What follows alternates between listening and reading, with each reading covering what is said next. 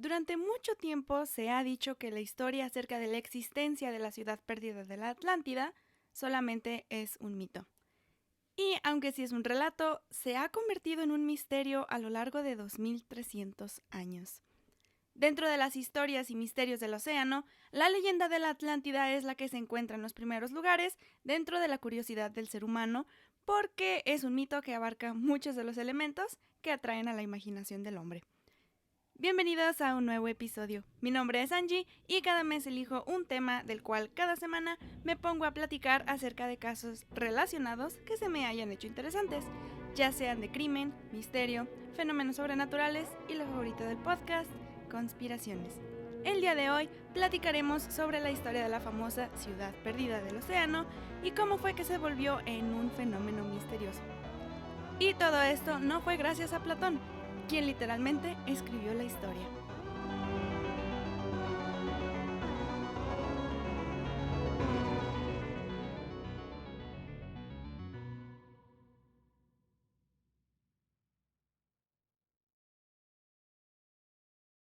Se siente tan extraño no grabar con una cámara encendida y poder grabar en mi pijama completamente, sin tener que cambiarme.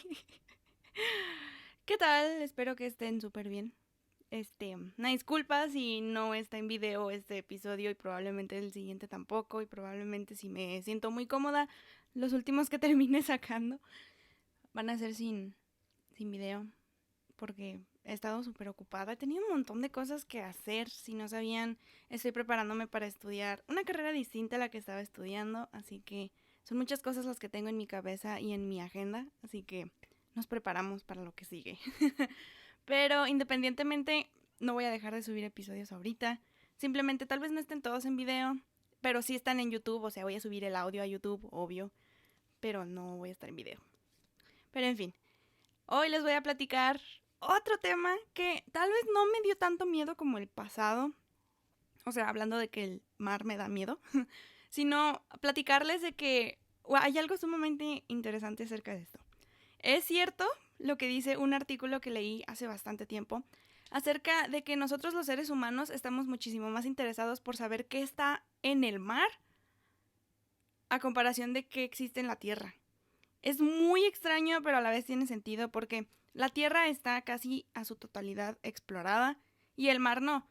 Si se acuerdan, el episodio pasado les platiqué acerca de cómo más del 80% del mar no está investigado. Así que por eso que existe como esa comezón en el ser humano de querer explorar más. Y pues, una vez más me demuestra que aunque este tema no me dio como tal el mar, me da muchísimo miedo.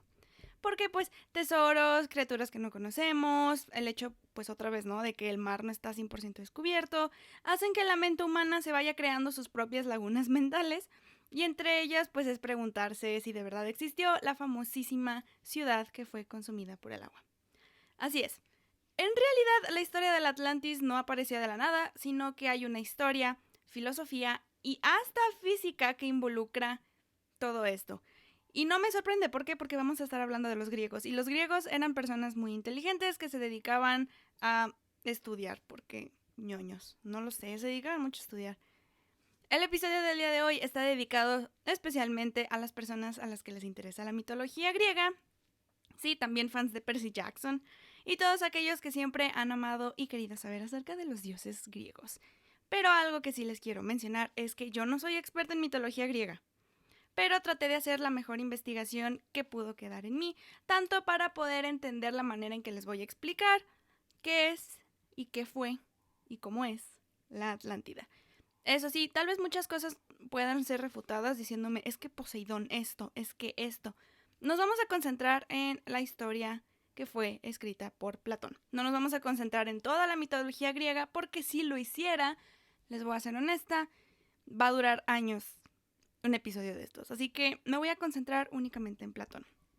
Y hablando de Platón y filosofía, eso sí les quiero decir, estudié muchísima filosofía para poder entender como la manera en que les iba a explicar este tema, porque, Dios mío, fue demasiada información la que encontré. Pero ahí les va.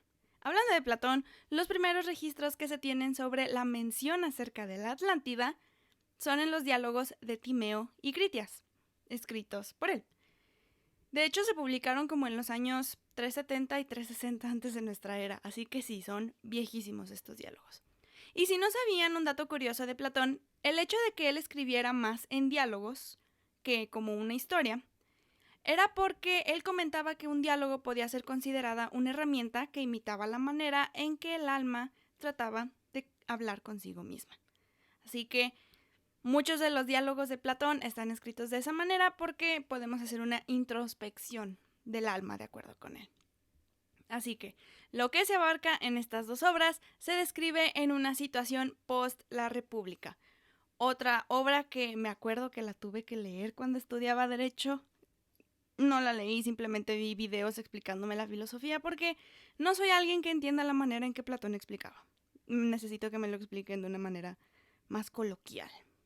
Estas obras eran más representativas de Platón, o las más representativas de Platón, porque también los 12 libros de Platón estaban escritos en diálogos por medio de Sócrates. Sócrates era el que explicaba todo lo relacionado con la República de Platón.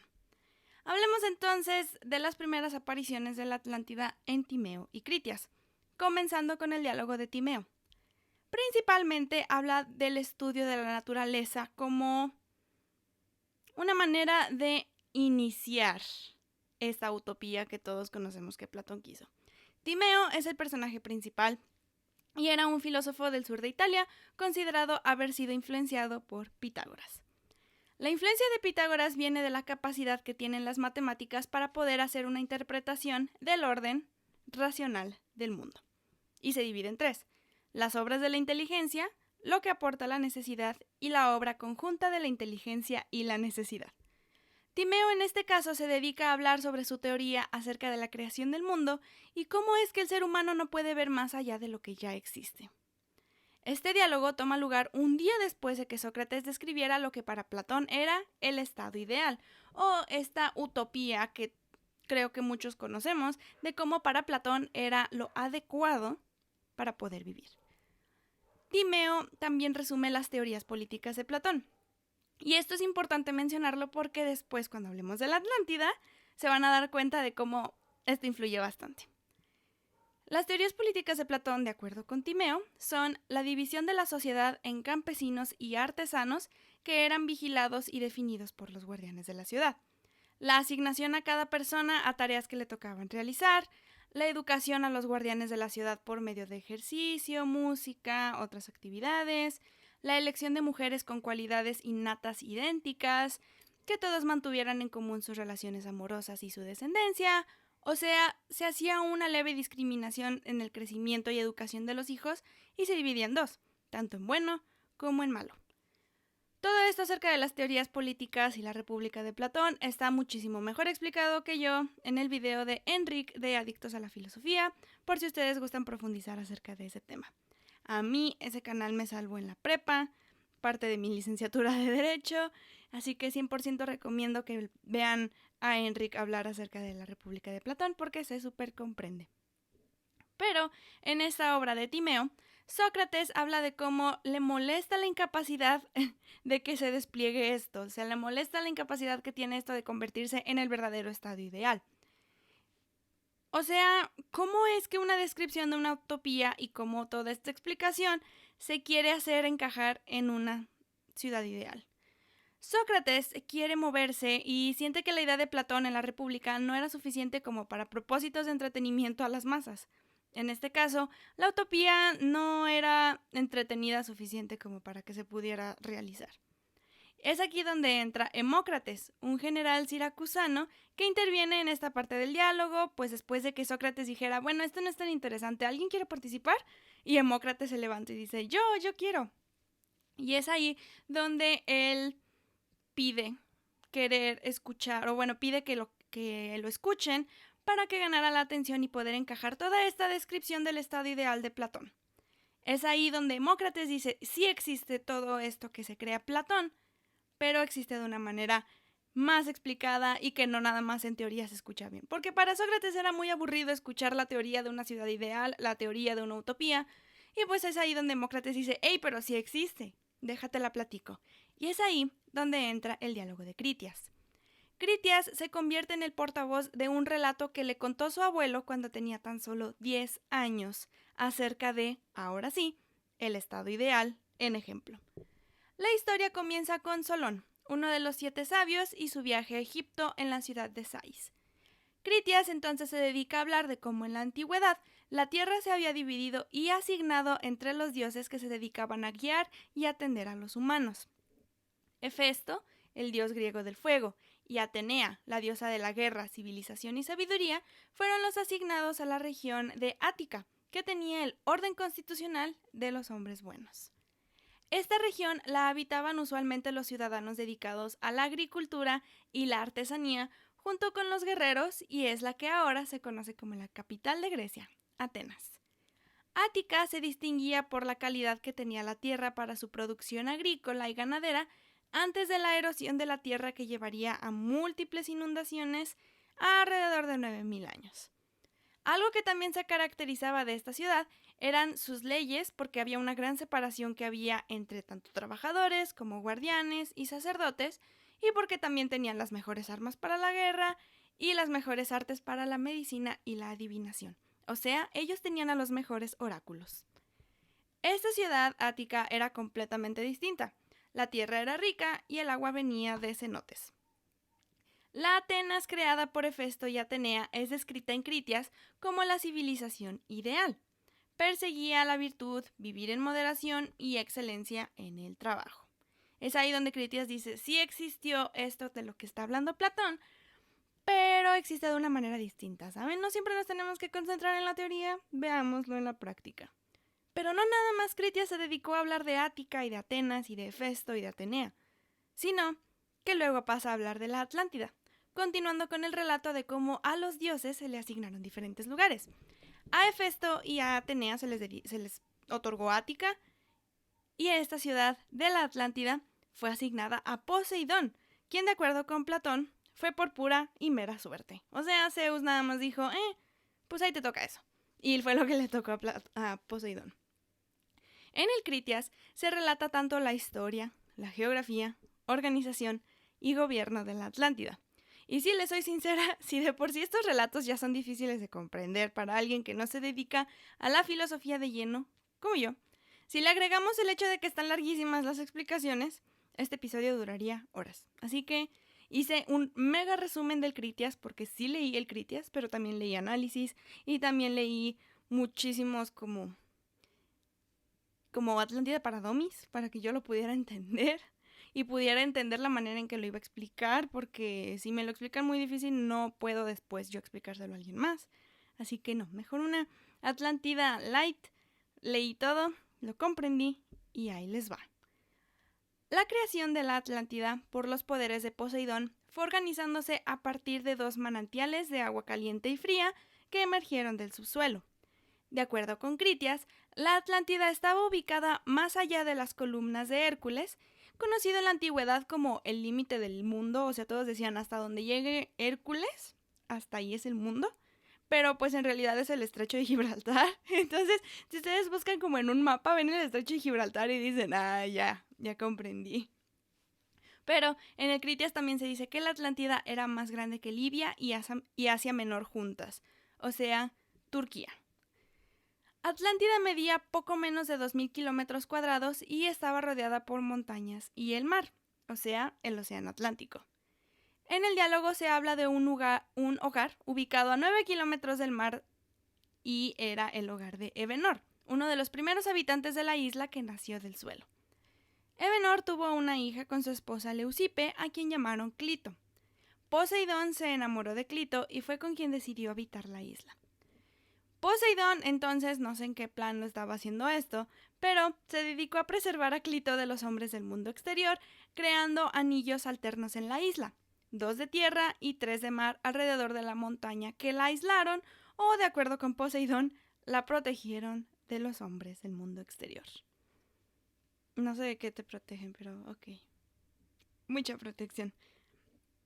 Esta isla se volvió súper abundante en recursos, ya que tenía toda clase de materiales y minerales, como el oricalco, que era el cobre de la montaña y se consideraba el mineral con mayor valor que el oro y era utilizado más para cuestiones religiosas. También había bosques que proporcionaban de manera ilimitada madera y animales, en especial elefantes. Y Poseidón y Clito terminaron teniendo 10 hijos, para quienes se llegó a dividir la isla en 10 reinos. El primogénito fue nombrado por Poseidón Atlante o Atlas, quien después se convertiría en rey y en su honor fueron llamados así la isla, Atlántida, y el océano que la rodeaba, Atlántico. Le entregó el reino comprendido por la montaña rodeada de círculos de agua y también le otorgó la autoridad sobre sus hermanos. El gemelo de Atlas, Eumelo, conocido mejor como Gadiro, gobernó el extremo de la isla que se extendía desde las columnas de Hércules, desde el estrecho de Gibraltar, hasta Gadeiras, conocido ahora como el archipiélago de las islas de la bahía de Cádiz. El siguiente par de gemelos fueron Anferes y Evemo, seguidos por otros 3 pares, Neseo y Autóctono, el Asipo y Méstor, y finalmente Asaes y Diáprepes. A ellos se les distribuyó el gobierno con todo lo demás que se encontraba en la isla, y así se dedicaron a enriquecer todo el imperio, llegándose a extender por otras islas del Atlántico hasta Egipto y Etruria. Los reyes, o los atlantes también como se les conocía, crearon grandes obras como la Acrópolis, su ciudad principal, que era donde se encontraba el palacio real y el templo de Clito y Poseidón. Tenía un canal que comunicaba la costa con el anillo de agua exterior que rodeaba absolutamente toda la metrópolis y otro canal para conectar ese mismo anillo con la ciudadela. El resto de la ciudad era desigual en sentido de la tierra, no en cuestiones económicas, sino porque había montañitas y tierra, y pues tenía una pendiente empinada que se podía ver desde el mar. Entonces era casi esto intransitable. La forma que tenía era como ovalada y daba espalda a la Osa Mayor, por lo cual también como que le echaban a que era esa la razón por la que estaba tan empinado ese lugar. Pero en el diálogo se habla de la majestuosidad y belleza de estas montañas que rodeaban la isla, cubriendo las necesidades humanas de manera suficiente, porque tenían bosques, tenían prados, tenían fango, animales, agua, etc. Entonces, era suficiente para poder sobrevivir en la Atlántida. El resto del país o ciudad, pero para Poseidón era más como un país, entonces el país, se distribuía por llanuras y estas en parcelas que contaban con diferentes distritos y cada uno con un jefe asignado cuando se contaba como con suficientes guerreros. Si había suficientes guerreros en estos distritos, se les asignaba un jefe y en total en la Atlántida se llegaron a tener 60,000 distritos. I know. Más municipios que en Oaxaca. Lo sé, es mucho.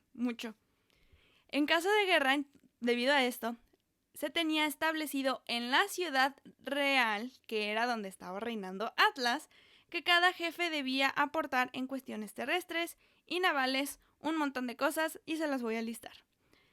Atlas lo que les había dicho a todos sus gobernados era que tenían que dar estas cosas en cuestión de guerra. La sexta parte de un carro de guerra, 2 jinetes a caballo, 2 caballos sin carro, un niño con escudo, un guerrero que lucha sobre un carro y conduce los 2 caballos, 2 óplitas o soldados de infantería, 2 arqueros, 2 honderos o lanzadores de piedras con ondas, 3 lanzadores de piedras, 3 lanceros con armamento ligero y 4 marineros para la tripulación de 1,200 naves. La división en los 9 otros reinos era distinta y pues la neta era más trabajo para la narración si les decía como, de acuerdo con este, me iba a llevar bastante decirles cómo se dividía en cuestión de guerra cada uno de los reinos, pero es importante mencionar que pues Atlas era el rey de todos, así que por eso les hablé de eso. Pero el gobierno de la Atlántida, como era dividido en 9 atlantes o hijos de Poseidón, ellos se encargaron más que nada como de regular a la población. La administración de jurisdicción real y de gobierno pues eran más decretadas por Poseidón en su templo, y luego los recogían los atlantes, y luego las publicaban en una columna de metal de oricalco, y pues lo hacían en forma de constitución y leyes. Poseidón era el que dictaba, los reyes eran los que recogían, y después se decretaba en su constitución, en sus leyes. y en la columna también había un juramento que generaba maldiciones a quienes llegasen a transgredirlas. Los reinos entonces formaban un tipo de confederación gobernada por leyes que durante muchísimo tiempo se obedecieron por su correspondencia Dios-naturaleza. Y las mismas leyes disponían que los reyes debían ayudarse mutuamente. No se debían atacar unos a otros y debían tomar decisiones concernientes a la guerra. Todo esto dirigido por Atlas. Cada 5 y 6 años todos se llegaban a reunir para poder llegar a acuerdos y pues juzgar también a las personas que no llegaban a cumplir las leyes que decretaba Poseidón. El pensamiento grandioso y puro era lo que predominaba para los atlantes y pues se dedicaban a enfrentar problemas como desde la virtud, combinado con suavidad, y también eran prudentes, y era así como ellos llegaban a sobrellevar con facilidad todas sus adversidades. Los reyes, en este caso, se consideraban personas justas y con virtud, pero la naturaleza divina que los apoderaba fue disminuyendo poco a poco, llegando entonces a mezclarse con los atlantes la perversión, la desvergüenza, la soberbia y la ansiedad por la dominación. Exacto. Ellos querían aplicar un Napoleón y querían expandirse y gobernar más. Debido a estas conductas que comenzaban a mostrar los atlantes, en Timeo se habla de un comienzo de expansión que los hizo controlar pueblos de Libia a Egipto y Europa hasta Etruria. Y eso sí, eso fue muy cierto, pero aquí les va. Los reyes trataron de llegar a someter a Grecia y Egipto también, pues por su ego, pero fueron derrotados por los atenienses. Atenea estuvo muy metida en este rollo, y es ahí donde llegamos al círculo completo de por qué Atenas no era la utopía que Solón creía que era, ya que se tenía previamente esa idea 9000 años antes. O sea, llegaron antes los atlantes y después llegaron los atenienses. En Critias entonces se habla de cómo los dioses decidieron por eso mismo castigar a los atlantes por su soberbia. Pero aquí les va un pequeñísimo detalle que fue justo el momento, así como el mejor cliffhanger que nos pudieron haber dejado. El relato se interrumpe justo cuando Zeus está hablando con los demás dioses para platicar la sanción de los atlantes. Me dio mucha risa porque cuando lo estaba leyendo, justo están diciendo, justo Zeus está preparándose para decir qué es lo que les va a hacer a todos los atlantes por su ego, y se termina el relato. Pero, pues se puede inferir, de acuerdo con varias fuentes que encontré, que el castigo fue un fuerte terremoto seguido por una inundación que hizo que absolutamente toda la isla desapareciera en el mar. Prácticamente es la historia que todos conocemos acerca de qué fue lo que le sucedió a la Atlántida, y no estoy hablando de la película de Disney, excelente película, ni me refiero al corto animado de la ardilla de la Era del Hielo, porque si ustedes han visto, los creadores de la Era del Hielo también hicieron como una parodia de qué fue lo que le pasó a la Atlántida y ponen a la ardilla, que también excelente aportación al cine. Pero en tal, o en sí, esa es la historia de la Atlántida. Y es que en Timeo hablan de eso. En Timeo se habla acerca de esta historia, pero muy como por encimita. En Critias es en donde se habla más de la Atlántida. Pero existe una cita en este diálogo que nos abre paso para poder hacer esta inferencia de qué fue lo que sucedió. Y ahí les va. Posteriormente, tras un violento terremoto y un diluvio extraordinario, en un día y una noche terribles, la clase guerrera vuestra se hundió toda a la vez bajo la tierra y la isla de Atlántida desapareció de la misma manera, hundiéndose en el mar. Esto viene como en las líneas 25 de Timeo, 25 C y D, porque las dividen en letras, entonces creo que la 25 y C y D. Hay varias teorías que hablan del por qué quedó inconclusa pues esta parte en la que Zeus empieza a pensar el castigo a los atlantes, y son 3. Y aquí les voy a platicar. La primera es que había un preámbulo en el que Timeo no iba a explicar esto, pues en Timeo se iba a hablar acerca de por qué la Atlántida quedó hundida, pero no se escribió. Este preámbulo nunca se llegó a escribir porque después Platón se dedicó a escribir el Critias. La segunda teoría es la creación de un tercer diálogo que se dedica a hablar acerca de toda la situación de la Atlántida. En el Critias vemos la población, o sea, vemos todo de lo que se habla acerca de la Atlántida, y en el tercer diálogo se iba a hablar de que fue como todo post-Atlántida en el mar, o hundida en el mar, Y este diálogo se iba a llamar el Hemócrates. Porque aunque Hemócrates se levanta en Critias y empieza a hablar acerca de esto, bueno, empieza a platicar en Timeo y luego en Critias hace como un breve cameo, Hemócrates no habla, solamente le da la palabra a Critias. Entonces, Platón lo que quería hacer era escribir el Hemócrates, en donde él iba a estar platicando acerca de la Atlántida. Pero, pues la creación de las leyes, que en este caso fueron las leyes de Platón, que también es un diálogo que él escribió, pues esto reemplazó a Hemócrates. El hecho de que Platón no hubiera escrito otra cosa. Pero si les soy sincera, sí existe una realidad de por qué Platón no terminó de escribir el Critias.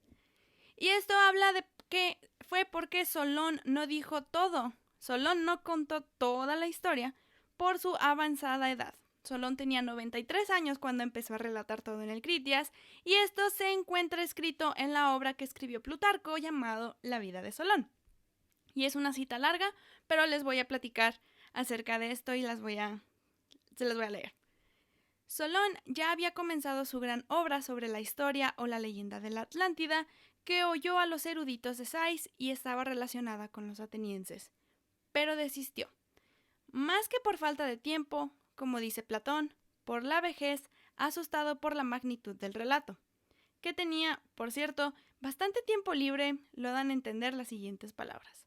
Me hago viejo aprendiendo, siempre muchas cosas. Y ahora me son gratas las ocupaciones de la Ciprogenia y de Dionisio y de las musas que proporcionan placeres a los hombres. Como si se tratara del terreno abandonado de un hermoso campo, pero que en cierto modo le correspondía a él por parentesco. Platón aspiró al honor de arreglar y terminar el asunto de la Atlántida y rodeó el comienzo con amplios vestíbulos, cerramientos y estancias, cual ninguna otra historia, mito o poesía alguna tuvo. Pero empezó tarde y acabó su vida antes que la obra, dándonos motivo en la medida en que más agrado nos produce lo que está escrito, para tanto más echar de menos lo que quedó por escribir. Así que, aunque nunca se terminó de contar toda la historia sobre cómo la Atlántida se destruyó, por supuesto que eso mismo provocó el fenómeno de la ciudad. Porque a los seres humanos nos encanta saber sobre misterios, pero no resolverlos. Claro que yes. Si no por nada existen muchísimos podcasts y programas en YouTube dedicados a misterios sin resolver. Así que es lo que nos fascina. Y nos encanta leer el misterio. Y aquí mismo Plutarco lo explica. Quedó escrito y nos encanta y nos fascina saberlo escrito. Pero pues también nos encanta el chisme y nos gusta no saber qué pasó. Así que, yeah.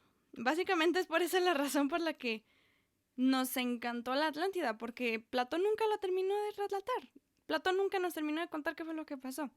Y de hecho el autor Mark Adams en su libro Meet Me in Atlantis, Across Three Continents in Search of the Legendary Lost City, explica cómo es que la Atlántida se volvió en la historia que conocemos ahora, o por qué nos encantó y nos fascinó esto. Y si se acuerdan en la intro yo les dije, Platón no fue el que nos hizo amar el misterio de la Atlántida, no fue el que nos hizo comenzar nuestras conspiraciones acerca de qué fue lo que le sucedió a la Atlántida, sino fue un congresista de Minnesota y amante de la historia llamado Ignatius Donnelly.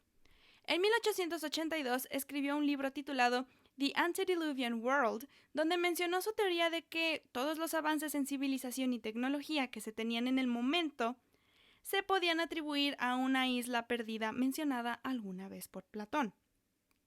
Donnelly, además de comenzar con la popularización de la Atlántida, añadió 13 proposiciones e ideas que se volverían parte de lo que ahora conocemos como la historia o leyenda de la ciudad perdida, porque aunque tenemos el Critias y tenemos el Timeo, aún así a la gente le gusta echar cada quien de su propia cuchara para poder crear esa historia que tanto queremos.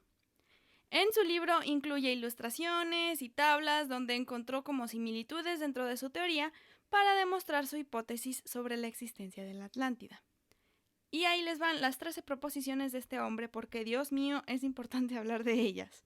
La primera es que alguna vez existió en el océano Atlántico, puesto el mar Mediterráneo, una isla grande, pues era parte de los restos del continente atlántico conocido como por los ancestros la Atlántida. Luego dice que la descripción de la isla dada por Platón no fue una fábula, sino una verdadera historia. De acuerdo con él, la Atlántida fue la región donde el hombre por primera vez dejó su estado de barbarie para poder convertirse en civilizado. Y también dijo que la Atlántida, al pasar de los años, se fue convirtiendo en una nación grande y populosa, donde sus migrantes habitaron el Golfo de México, el río Mississippi, el río Amazonas, la costa del Pacífico de Sudamérica, el mar Mediterráneo, la costa oeste de Europa y África, el mar Báltico y el mar Caspio. La Atlántida para Donnelly era en realidad el verdadero mundo antediluviano, anterior del diluvio universal báltico, porque representaba una memoria universal de una gran tierra donde la humanidad habitó por años en paz y felicidad. Ignatius Donnelly también dijo que las diosas y los dioses de la antigua Grecia, los fenicios, los hindúes y los escandinavos fueron solamente reinas, reyes y héroes de la Atlántida, ya que sus actos atribuidos en la mitología estaban confundidos por eventos históricos. La mitología de Egipto y Perú representaba la religión original de la Atlántida, y también decía que la colonia más antigua que se formó por la Atlántida fue probablemente Egipto, cuya civilización fue un producto de esta isla atlántica. Les digo, este hombre dijo muchas cosas, pero también dijo que los implementos de la Edad de Bronce de Europa derivaron de la Atlántida y los atlantes o los reyes fueron los primeros en manufacturar el hierro. También Ignatius Donnelly dijo que el alfabeto fenicio, padre de todos los alfabetos europeos, fue derivado del alfabeto de la Atlántida, que también fue tomado hacia los mayas. La Atlántida fue originalmente el lugar de las naciones arias, al igual que los pueblos semíticos y posiblemente de las razas turanias. La Atlántida pereció en una convulsión natural terrible, y pues dice él que lo que hizo que toda la Tierra se hundiera en el océano, y por eso se fueron casi todos sus habitantes. Por último, se menciona que las pocas personas que lograron escapar en barcos y balsas antes de todo lo que sucedió con la Atlántida fueron hacia el este o el oeste, dependiendo de dónde quisieran ir, después de la catástrofe, y fueron las encargadas de contar las leyendas sobre el diluvio, que es otra cuestión distinta, pero pues que tiene que ver un poquito con la Atlántida, pero sigue siendo una leyenda que cuentan.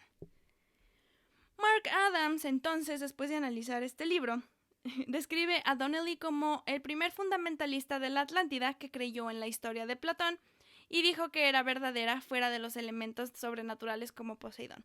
Entonces, Ignatius Donnelly decía, ok, sí existió la Atlántida, sí existió todo esto, esta ciudad, esta utopía, sí existió, pero no existieron como dioses, no existieron como personas como Poseidón, y si ustedes se dan cuenta o si se dieron cuenta, él lo llegó a decir en el punto número 6, que es que las diosas y dioses de la antigua Grecia, los fenicios, los hindúes y los escandinavos, fueron solamente reinas, reyes y héroes. Así que Donnelly decía, sí existía la Atlántida, pero no existieron estas cosas como Poseidón, Zeus y todo este rollo. Pero al final, Mark Adams concluye que en realidad muchísimo del material de Donnelly era de poco valor y constaba más de una imposición que de un argumento.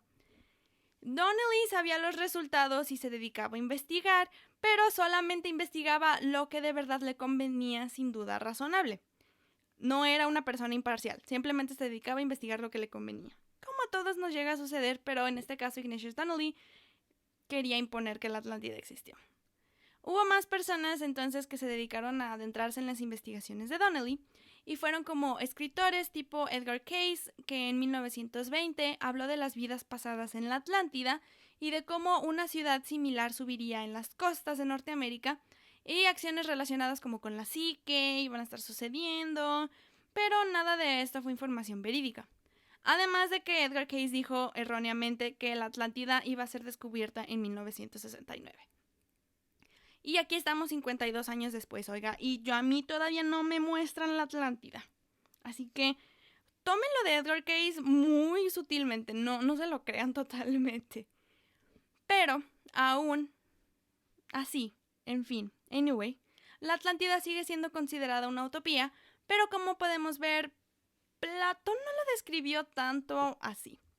El arqueólogo Kenneth Fender, en su libro Encyclopedia of Dubious Archaeology, From Atlantis to Walum Olum, describe: la Atlántida no es un lugar que se deba honrar o imitar porque en sí no es la ciudad perfecta, ni la sociedad perfecta, sino al contrario.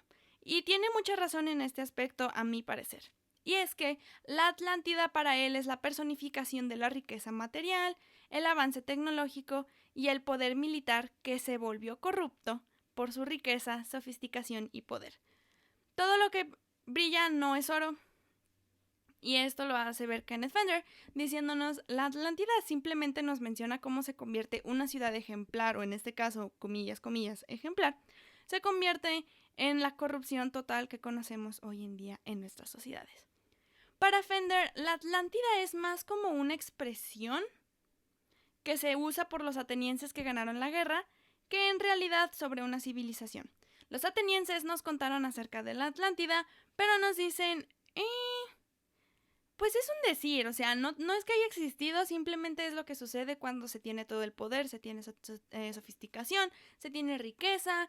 Eso es lo que sucede cuando te dejas llevar por todo lo que tienes. Pero también Kenneth Fender comenta cómo Platón inventó la Atlántida como una manera de tener un escenario para sus historias, ya que, de acuerdo con diferentes arqueólogos, no existe registro alguno de que esta ciudad llegó a existir. Hay muchísimos textos griegos, por supuesto. Alguien debió haber mencionado por lo menos en un pasaje una ciudad tan importante como la Atlántida.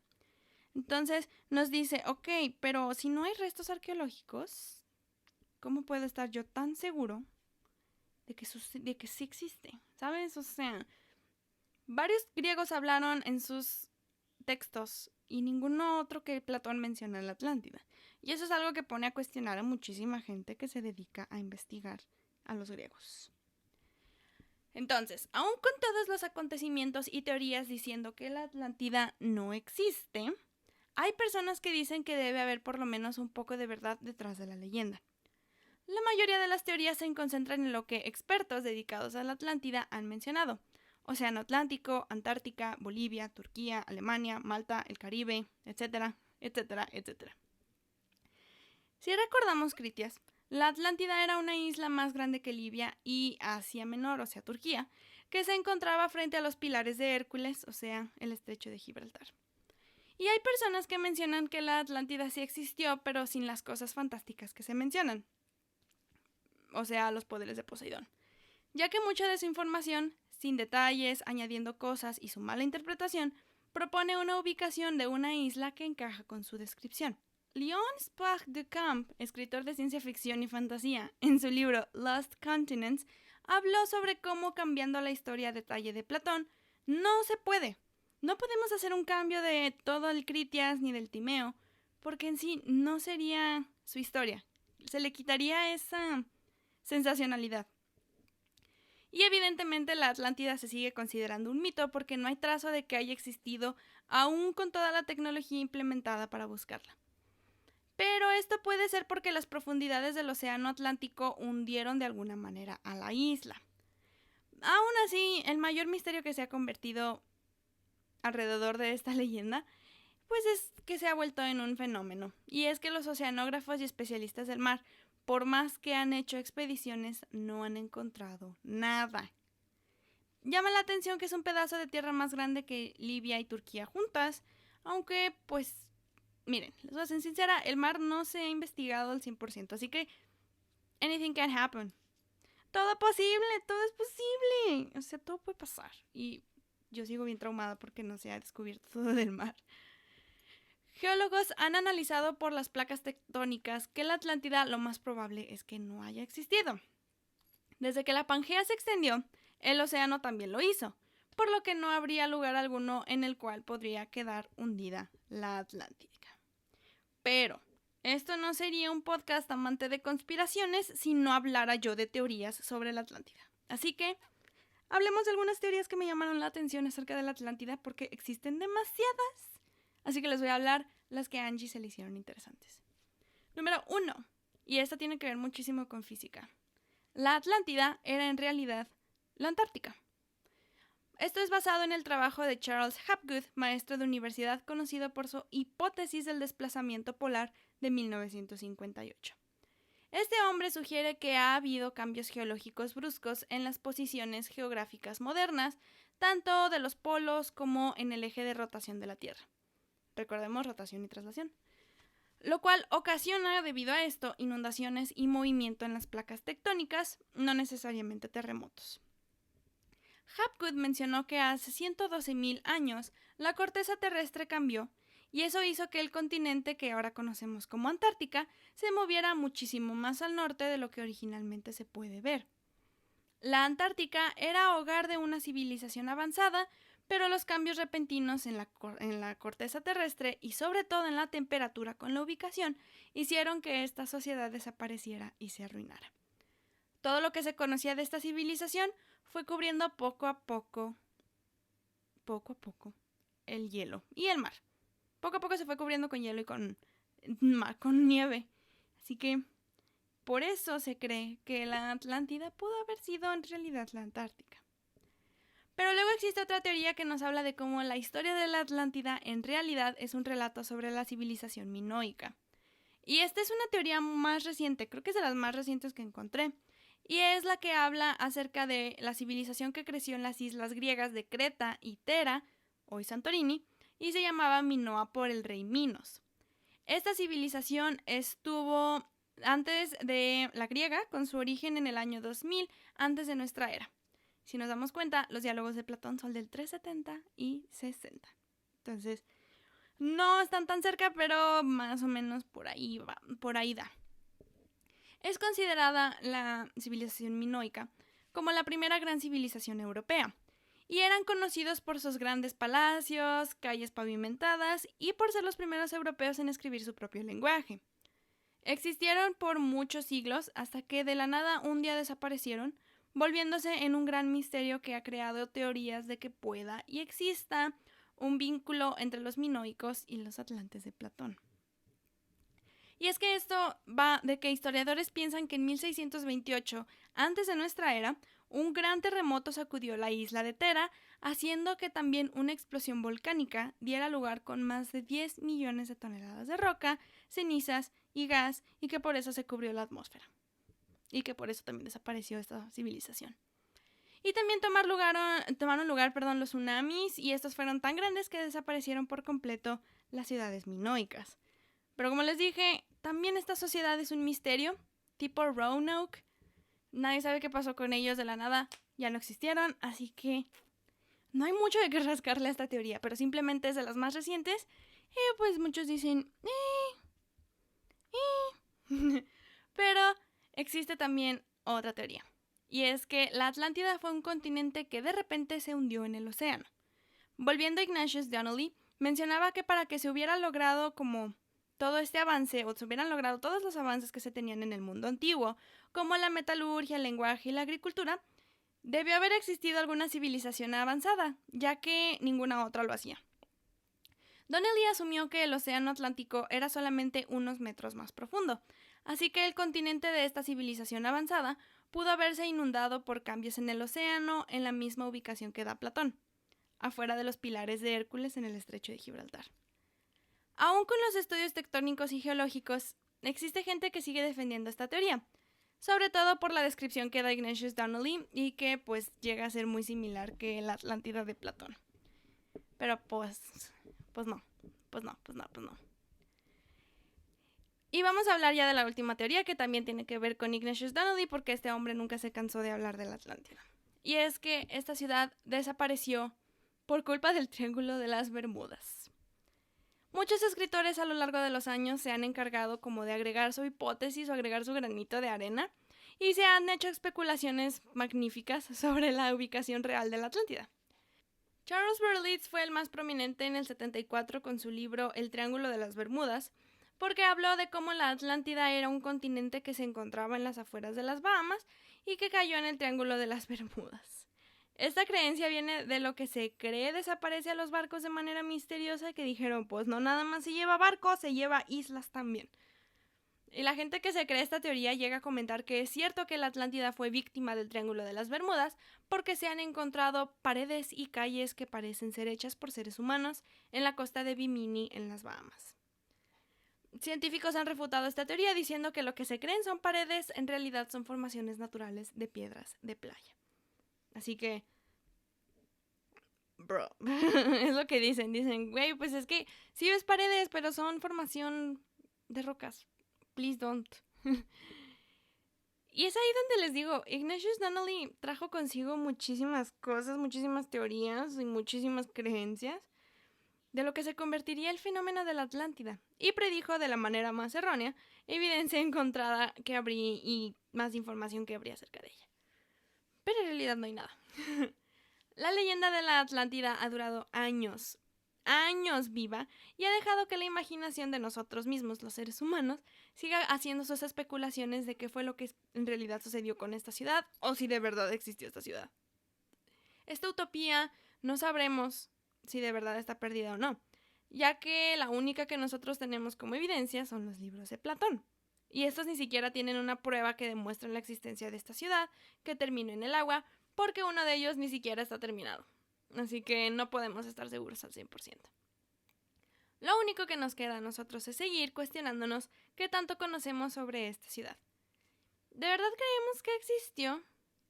¿De verdad hay una ciudad debajo del mar? No lo sé. No conocemos todo el océano, y a estas alturas de la vida todo puede pasar, todo nos puede suceder. ¿Qué tal si un día de la nada me levanto y descubrieron la Atlántida? Y este episodio ya estaría como bien refutado. Entonces, todo puede pasar, todo en este caso sucede. Ahora lo único que nos queda es cuestionarnos y de verdad preguntarnos, ¿sí pasó? ¿Sí pasó o no pasó? Pero eso es ya de cada quien poderlo analizar. Y esto ha sido todo de mi parte. Espero que les haya gustado este episodio en audio, porque en video no va a estar. Pero espero que les haya agradado saber acerca de la Atlántida y de cómo esta leyenda, no por Platón, es famosa, sino por un hombre que sigue creyendo, que se inventó muchas teorías a lo largo de su creencia. Pero yo me retiro y nos escuchamos la siguiente semana con el último tema, el último caso del tema del mes, porque como me expandí demasiado con el de música, quiero terminar mayo y ya junio darles 4 episodios de algo que creo que les va a llamar la atención. No gustar, porque estos casos no son de gustar o no, de los que les voy a platicar, sino de cómo la sociedad a veces sí está muy mal. Y les va a interesar saber más acerca de cómo tenemos no somos muy imparciales en el momento de hablar de algunas cosas. Así que nos escuchamos la siguiente semana. No se les olvide seguir al podcast en todas sus redes sociales, porque ahí es en donde doy los anuncios. @cdexpedientes en cualquiera de sus redes sociales favoritas. Yeah. O pueden seguirme a mí directamente, @angie_van. Ahí andamos. Si no, les dejo todas las redes en la descripción del podcast. Hasta entonces, no se les olvide tomar agüita, porque está haciendo demasiado calor. Nos vemos. Bye.